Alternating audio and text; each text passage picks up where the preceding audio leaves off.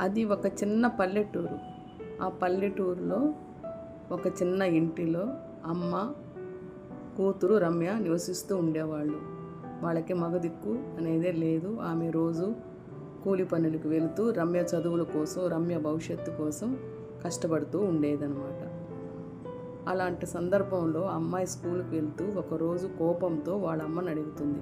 అమ్మ, నాకెందుకు మంచి బట్టలు కొనివ్వు అని కోపంతో అడుగుతుంది వాళ్ళ అమ్మని.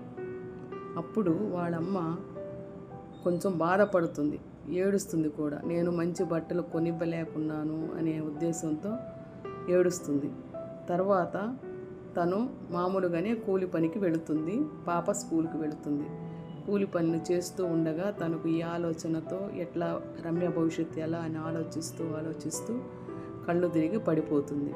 చుట్టుపక్కల వాళ్ళు తీసుకొచ్చి వాళ్ళ ఇంటిలో కూర్చోబెడతారనమాట. వాళ్ళు అనుకుంటుంటారు, ఆ పాప రమ్య కోసం ఆ తల్లి ఎన్ని కష్టాలు పడుతుందో అని.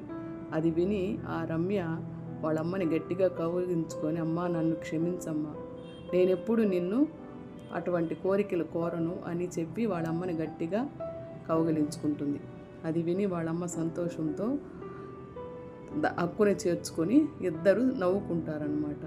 నవ్వుకోవడం అంటే ఆనందంగా నవ్వుకుంటారు. తర్వాత వాళ్ళ దైనందిన జీవితానికి మామూలుగా సాగిపోతూ ఉంటుంది.